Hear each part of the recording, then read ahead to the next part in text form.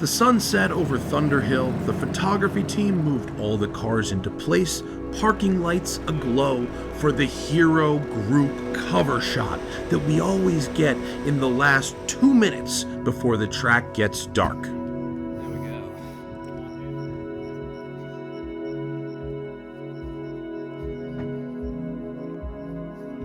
With the cover shot in the bag, we packed up our helmets, collected hundreds of empty water bottles and bits of gaffer tape, and in general, left no trace at Thunderhill as we headed away from the track for the next 2 days of equally important road driving.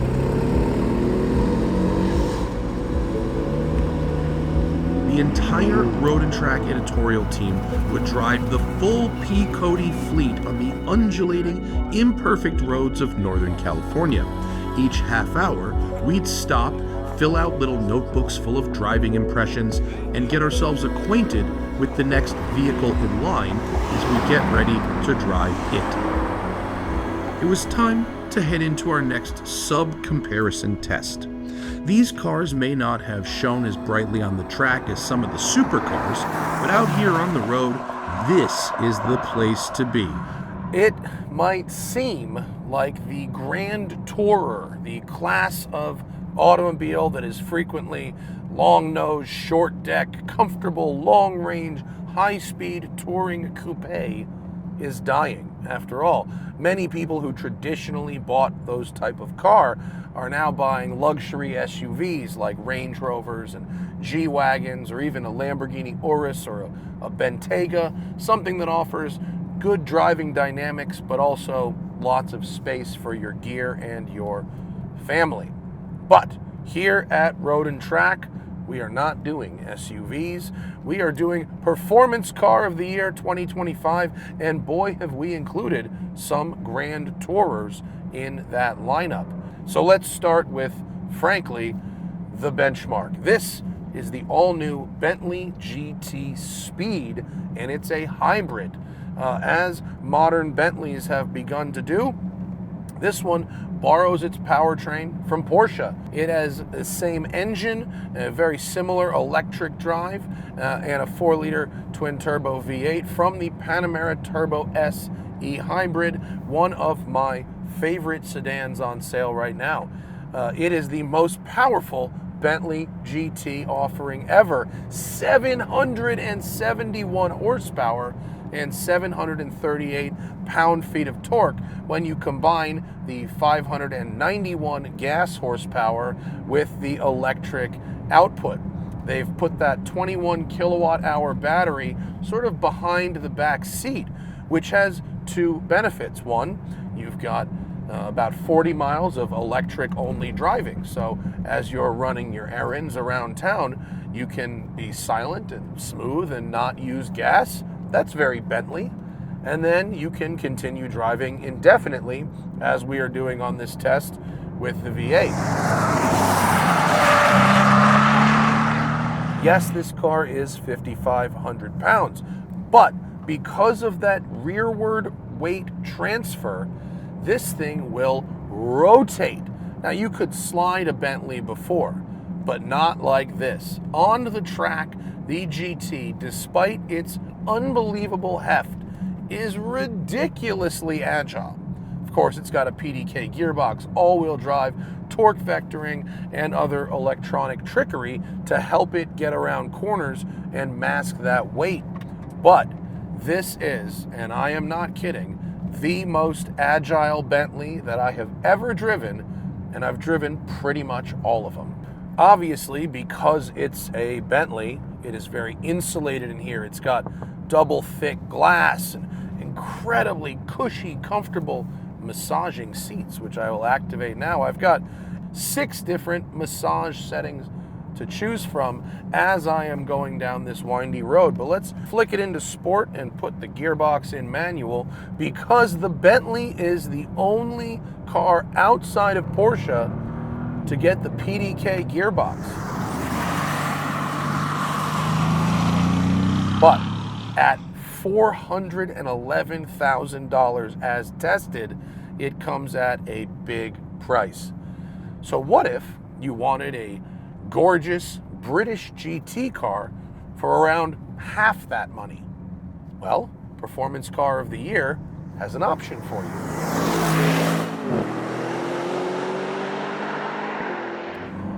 In gearhead circles, to talk about GT cars without mentioning Aston Martin is a crime punishable by death. You must include Aston Martin in any discussion of GT cars, and we have an Aston Martin here.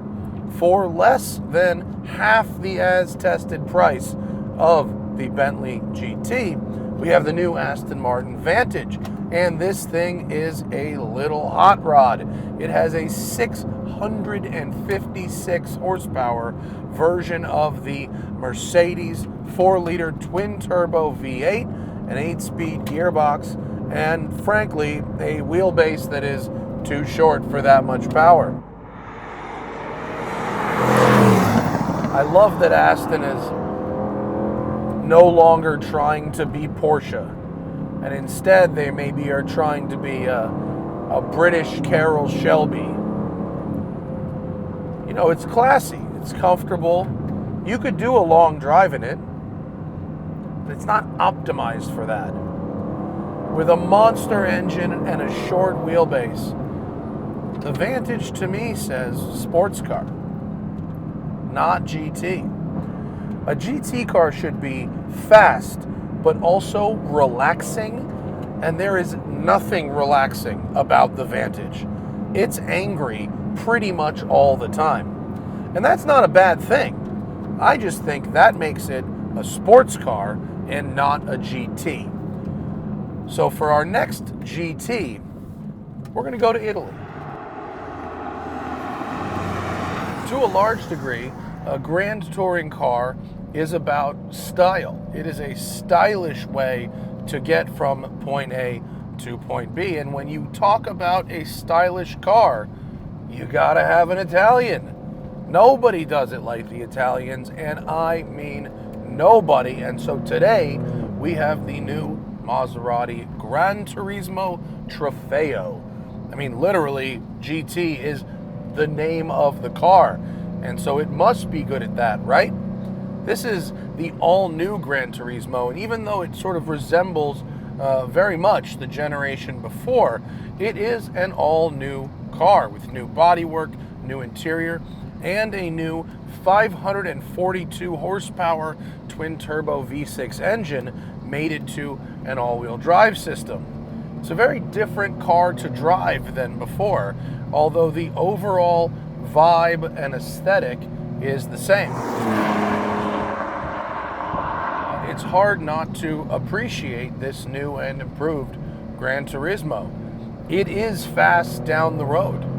It is very comfortable and spacious. It has a nice back seat, and it does look great from every angle, particularly in this satin ice blue paint scheme. But here's the thing. A V6 is not opulent, even if it's a great one like Maserati's Nettuno engine. A grand touring car, it should feel like it has an overly sized engine that never really has to work too hard. It should also feel very solid and insulated and keep you separate from the outside world and the tarmac. And as much as it pains me to say it, in comparison to some of the other cars we've got here, the GranTurismo doesn't really do that. The engine doesn't sound particularly exotic or expensive. The ride is good, but it's not insular, keeping the outside out and the inside in. The seats are comfortable, but they don't massage you like the Bentleys do, and they don't hug you the way the Astons do. And although it is a reasonably fast street car, it has good acceleration and the handling and the brakes are all right, in this competition, it is clearly outmatched by some of our other contenders. You might think this car costs around $125,000. And if that's what it cost, I would say 2 thumbs up. Except the problem is, it's well over $200,000. And at that price, I don't want good. I don't want comfortable. I don't want quick.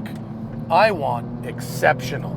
And this just doesn't feel like a product that wows me to that big number in the way that it probably should. 3 of the 4 cars in this video are literally called GT, or some variant of it. You've got the Bentley Continental GT, you've got the Maserati GranTurismo GT, and the Aston, we had to put it in here, but it's just not a GT. But there is another car here at PCOTY that does have GT in the name. And so if the first 3 contenders aren't doing it for you, we better check that one out too.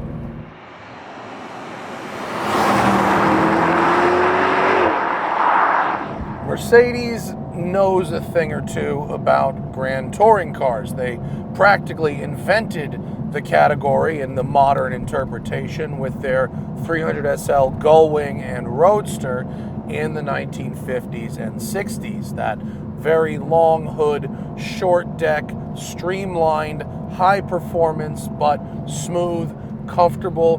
They even did that fitted luggage, which we all love so much. And now we have their newest GT car, the GT63 AMG. The big story here is that unlike previous years where their SL Roadster and GT were 2 totally separate cars, Mercedes have put those together into one platform. And that means rather than that front engine, rear gearbox, rear wheel drive, gorgeous GT we had before, we now essentially have a hardtop version of the SL with a more traditional engine, gearbox, rear end setup, all-wheel drive, and an optional back seat, which this one doesn't have.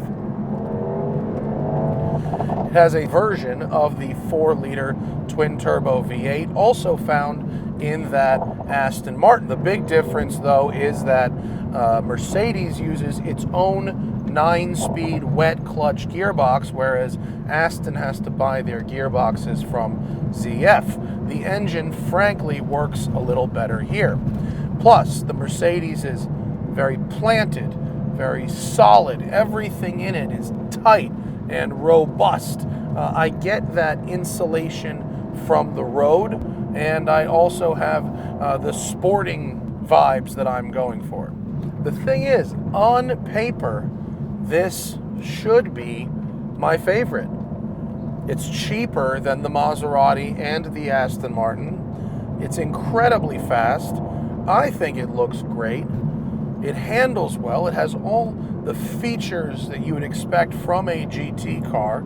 It is able to cover great, vast distances totally unbothered. Then you can take it to a track. Then you can bring it on a windy road. And it really impresses me how much they've improved on the SL. I didn't like the SL at all, and I had low expectations for the GT. But I have to say, it has really impressed me. But GT cars aren't about value. They're about elegance, opulence, separation from the cold world outside. They're about execution of detail and surprise and delight. That's what a great GT is. And for me, there's only one car in this test that really delivers on that. It has to be the Bentley GT. Put simply, I think this is the best car on sale today. It has unbelievable quality and finishing. It is ridiculously comfortable with unbelievable materials, exceptional softness, opulence, endless customization. It has a beautiful ride. It handles well. And even when you get beyond the limit, it loves to dance.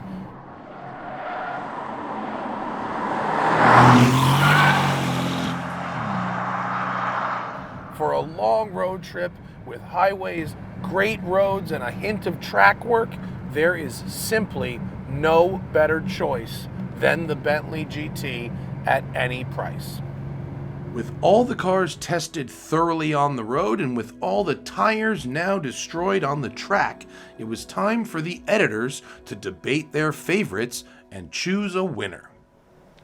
All right, guys. We've done 4 days now of driving on the road, driving on the track. We have the best lineup of cars I think we've ever had at PCOTY. A really difficult decision, but that's the hard job. So let's just get to voting. Aaron, okay. What do you think? For me, it was between two, the 750S and the Boxer Spider RS. Very different cars, but if I had to choose one, my favorite experience was with the Boxer Spider RS. For me, there's nothing better than going up to that 9,000 RPM red line and just slamming through gears in the PDK.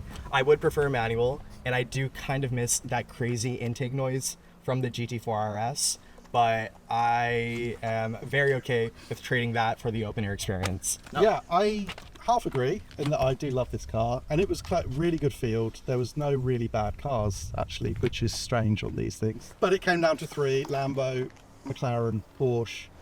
They're all fantastic, but when you are right on it, on a perfect road, in that driving position with that crazy performance, McLaren just does it. Steering feel, brake feel, balance, and just enough fear factor to remind you of your mortality. I was split three ways: the Porsche, the 750 and the Lambo. For me, the Porsche is the car that if you could take one car just to drive in isolation, absolutely you'd win. The Lamborghini is an absolute tour de force. That is truly spectacular at everything it does. It does things well it doesn't need to do well. A Lamborghini basically just needs to be big and loud and exciting, but it handles so well. In the ultimate analysis, the McLaren is going to be very slightly better on a really twisty, demanding road, probably also on a racetrack where we know in terms of the times. But to me, it's the Lamborghini because it is just the total experience. That is distilled essence of supercar. Early. Well, if I was daily driving, I'd get the Bentley because I just like to intimidate people. If I was going to buy a car that I really wanted, like the sixth car in my garage, would be the Porsche because it's not really practical. You can't do anything. But the car I dreamed of when I was a kid, when I was growing up, that's the car. It's right there. That's the thing I drew in study hall. That's the thing I always wanted. That's the thing everybody always wanted. And here it is, better than it's ever been before. It matters, and that matters to me too. If the Porsche was a manual gearbox, it probably would have done it for me. It's basically flawless in every other way. Highly focused, the commitment to top-down motoring, I actually like that, as inconvenient as it is, and it has no faults. I just wish it was a stick. The Lamborghini almost had my vote. Like others have said, it does things really well that it doesn't need to do very well. It doesn't need to have a great ride. It doesn't need to have very smooth gear changes. And yet it has those things, making it more usable than ever and still very fast and very exciting. But then, right before the voting, the 750 was sitting there, and I said, let me just have one more go up that road. And even getting out of the Lamborghini and back into this is exactly how I like to drive. The driving position, ridiculous shove of the turbocharged engine that makes it feel like it wants to spin the tires in 4 gears, the size of it on the road, the sitting over the front axle, and at the other end, the fact that I can and have just used these as a car. I've taken one of these home with the regular seats and used it as a regular car for a week, and you give up nothing doing that. It's very, very usable, and to me, from a driver's perspective, it's the most exciting car here. It has the best of what the other two offer, and then some. So I'm voting for 750. I'll skip the other ones and just stick to the two. And for me, it's kind of like a heart and mind thing. Like the McLaren, I love that driving position. I love that, you're right on top of the wheels almost, and that helps it feel so responsive, and it's kind of like a scalpel on the road. And even just the pod with the instrument cluster and the controls, it's super focused. Like I love that, and it makes my heart kind of sing. The Lamborghini, I think other people said it does so much. It's responsive, it's quick, it's so refined, and I feel a little strange saying that the Lamborghini one of the things that tips it is the refinement. But the way that engine sings, but also the way that, even on the brakes, which are, both cars have incredible brakes, but the Lamborghini is just, for me, is a little bit smoother. And that's what tips it. It's close, and I hope I'm not wrong. Well, I gotta say, I love the same three as basically everyone else. I like a lot of the cars. The Porsche is perfectly natural the moment you get on the track. It's absolutely what you expect. They do things so well for a car like that. And again, if it's just canyon roads and racetrack days, that might be my choice. A manual would help a lot. I don't think I can give it the win. The 750 is spectacular. It's fast as can be. It is lovable in its own way and quite practical. But the Lamborghini, for me, just thrills me like no other car. When I was chasing you, Matt, down that hill, you were in the 750, I was in the Lambo.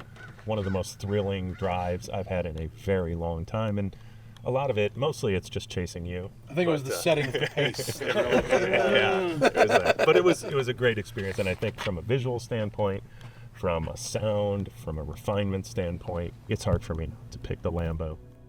So the win goes to the Lamborghini Revuelto because, just look at the thing. Listen to that V12. But if you'd asked me before this year's test if I thought it would win, I would have almost certainly told you no. And I bet most of the staff feels the same way. V12 Lamborghinis have typically been more showboats than track cars. But for all its size and weight, the Revuelto is fantastic on the track. Balanced and sharp-witted, it's thrilling, it's not terrifying. And the Revuelto blew us away on public roads, too. This is a car with more than 1,000 horsepower. 1,000! Yet it's totally livable, comfortable even. There's just nothing in the group that I would rather drive. Okay, it costs $700,000. But PCOTY isn't a bang-for-your-buck competition. We're choosing the most soulful, the most fulfilling, exciting, and impressive performance car on the market. And for 2025, that's the Lamborghini Revuelto.